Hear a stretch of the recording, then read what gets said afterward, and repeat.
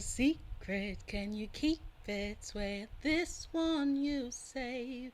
Better lock it in your pocket, taking this one to the grave. If I show you, then I know you won't tell what I've said. 'Cause two can keep a secret if one of them is dead. Can you keep a secret? I personally believe that Alison Dilaurentis was a young girl dealt a terrible hand and trying to survive the only way she knew how. Yes, she's a little cruel. Yes, she can be mean. Yes, she wields her power, soft power, manipulative power to get the result she wants. But what else can we expect with a mother and a family like hers? Her life is spinning out of control, and control, the ability to have things occur in the way in which they should, is something that most teenage girls desire at that age. Because everything is changing and in a constant state of flux. Your body, your hormones, your worldview. Being desperate to have things stay the same in the one area in which you have the power to control it, I personally find that understandable. I will take it a step further and state that I might even understand where it was all coming from. Especially because the events prior to the start of the show itself kick off when Alison is just 15. There's so much you don't know at that age, so much you're just trying to learn and figure out. And yet, the way the fandom hated Alison Dilaurentis and still do, it's been interesting, fascinating to me. Because a part of me wonders if that hatred is not rooted in the fact that we had been conditioned as a society to seek the most punitive punishment we can find for the queen bee characters in story, even if they're teenage girls. After all, the way in which they are depicted and portrayed are meant to evoke a specific reaction in us as the audience, whereby we seek to see them broken and humbled in order to gain some catharsis from their suffering. And with Alison, even more so, because she stays largely unrepentant in the story. It heightens her status as being this irredeemable character in the show, and that is a phrase I have heard quite a number of fans of Pretty Little Liars toss around. And yet a part of me wonders if the villainization of Alison De Laurentiis is not tied as well to the almost adult lens with which her character is introduced and portrayed to us within the show. Because as much as Pretty Little Liars tries to convince us that Alison holds all the cards, if we keep in mind the fact that she's ultimately a 15-year-old child, can we really believe that? Now, just in case you could not tell from my opening song, I was and still am a big fan of Pretty Little Liars. I was glued to my TV, neck deep in conspiracies with the rest of the fandom as we tried to figure out the multiple identities of A. That shit drove me almost out of my goddamn mind, but I loved every moment of it. I loved the show and all the liars, including Mona, especially Mona. She was my second favorite. Who was my first, you probably wonder? Nope, it's not Spencer, even though she's a close third. Nope, my first is Anna Marin. I love that girl and her mother to absolute bits. Anna will always hold my heart, my baby girl. But as I was saying, I enjoyed the show, and every time I come back to it, it reminds me of just how much of a mess the entire story is and how I can't get enough of its plot holes reading mess. But the thing with Pretty Little Liars is that the older I've gotten, the more I've found myself sympathizing with the mean girl teenage character that these shows make. Because I'm often aware of the role they are to serve within the story, a role that is often outside of their own power and control because they exist merely as a narrative device. In a 2005 New York Times article titled When Mean Girls Are Not Stopped by Jason Zimmerman, Jason writes, in recent years, girls have been increasingly portrayed in everything from serious journalistic studies to light comedies like Mean Girls as tyrannical, bullying, and devoted to a ruthless caste system. And that characterization serves two roles. It boxes in the girls into this vapid, shallow, one-note state where they only exist to serve these roles within the narrative. And two, it rids them of any sense of form of pity that we, the audience, can project onto them because these girls are meant to uphold a ruthless caste system. And to have pity or consideration for them would mean subtly approving of their actions and the end results towards which it is geared. So to those who don't like Alison Dilaurentis and everything she's done and stands for within the story of Pretty Little Liars, I totally understand. Your aversion or dislike of her character is a pretty valid one and confirms that the way in which she was written served its purpose. But what I like to look at and examine further, however, is the why. Why does Alison Dilaurentis act the way she does? Is she justified in these actions? And is the judgment that is levied against her by the fandom also driven by the fact that somewhere in our subconscious we age her and thus age her decisions and what has happened to her and what was done to her, in order to try and justify how much we think she's manipulative and cruel, even more so than adults in the story, which I've seen a lot of, by the way. This is a young girl who spent her childhood being molded by her mother into the daughter she wanted. And Jessica in turn trained her daughter to wield and use lies as both a means to protect her interest and to gain what she desires, i.e. the way in which she basically uses Alison as a shield in order to maintain her connection and relationship with Charlotte. And Alison is rewarded for this. Of course, we can go into in-depth discussions about how Jessica and Kenneth Dilaurentis are the two main antagonists in Pretty Little Liars and how their direct actions are what basically kicked off a lot of the events in the series. But that is not what this video is about.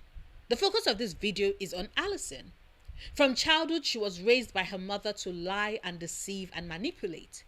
And then the older she gets, her father's distance, Jason's anger and his constant lashing out at her due to his jealousy of his baby sister and what he reads as a preference by their family, all just adds fuel to the fire.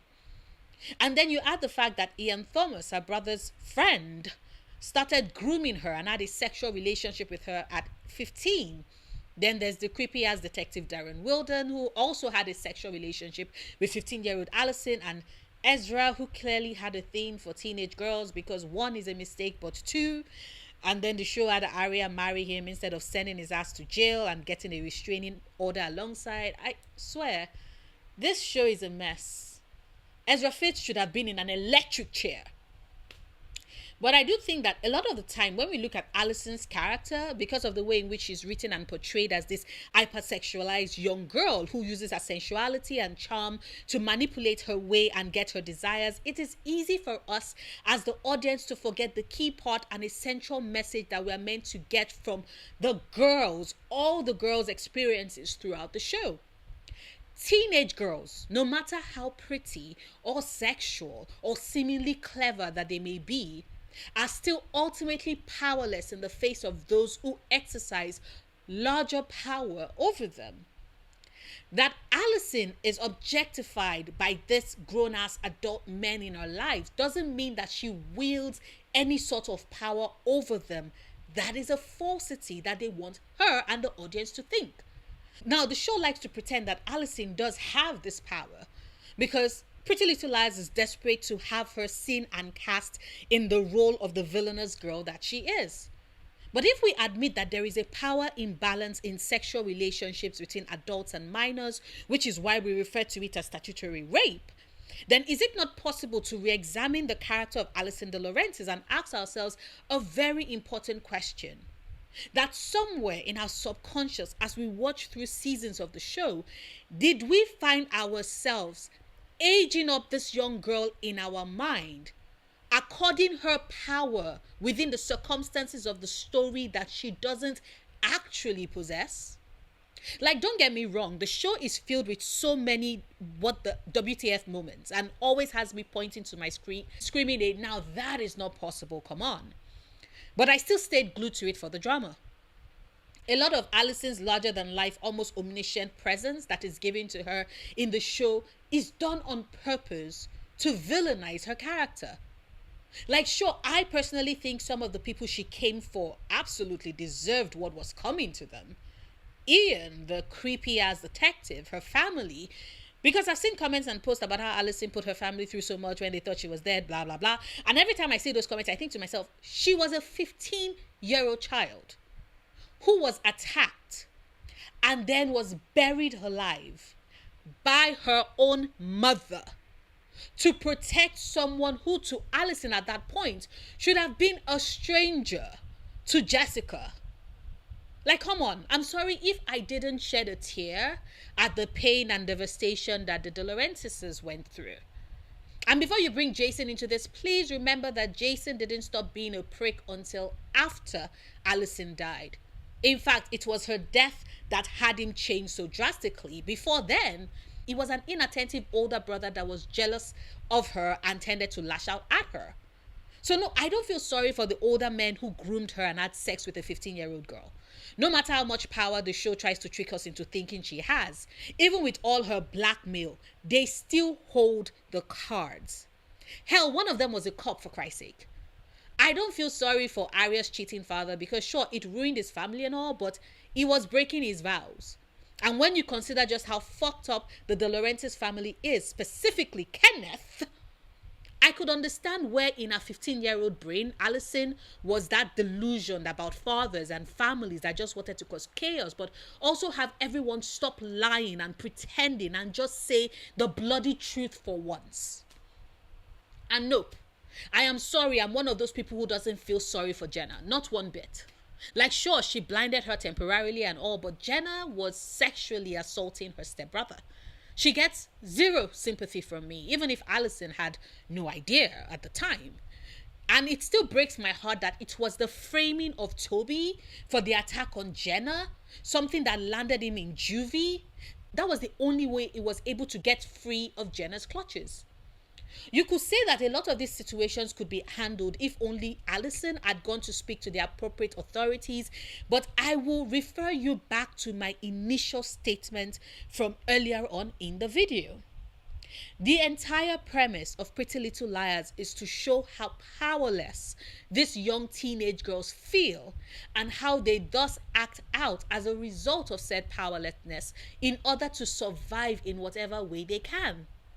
And this is something that applies to all the liars, by the way, because the show does point to how each of them have made terrible decisions that have actively hurt others. Except maybe my baby girl Anna. Anna Marin has and would do no wrong in my book. And for me personally, that was the bullying incident from Alison that I could never actually forgive her for. Her words sent Anna on an eating disorder spiral that every time I think about it hurts me deep in the guts. So yeah, for those who hate Alison Dilaurentis for that, I totally understand and agree with you in that regard. Even though she was a teenage girl, they say mean things. They suck sometimes. Like, I don't know about you, but as a teenager, I sucked. Her treatment of and words to Anna, who was meant to be her friend at that point, I admit, sucked.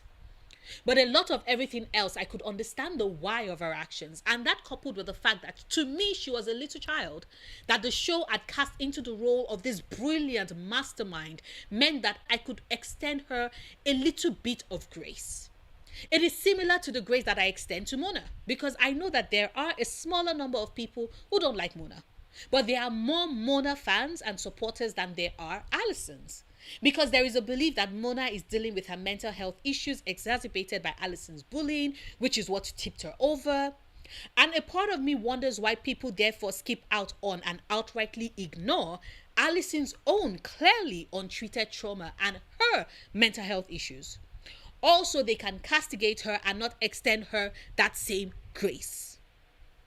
And for me, it all comes down to the other girls are seen often as young girls within the story, and their actions and choices and words are judged in that regard. Even Paige's attempted drowning of Emily falls within that category, mind you, because there are people who are Paige apologists. Alison, on the other hand, is often viewed through the lens of her being a young woman. And if you cannot tell the difference between what it's like to be seen as a girl, a young girl versus a young woman, even when both are prefixed with the word young, then maybe everything I've said in this video didn't get through to you and you're still fully convinced that Alison Dilaurentis is the devil and deserves the absolute worst fate and is deserving of all the hatred. In which case, I will simply say that is your choice and opinion and you are allowed to have it. All I have done in this video is share mine. But I would definitely love to hear yours as well. So do consider dropping it in the comments. Like this video if you've watched this far and haven't done so yet. Share this video if you want. Support me on Patreon if you can. And do remember, obsessing over the things you love, perfectly valid coping mechanism. Got a secret, can you keep it? Swear this one you'll save. Better lock it in your pocket, taking this one to the grave.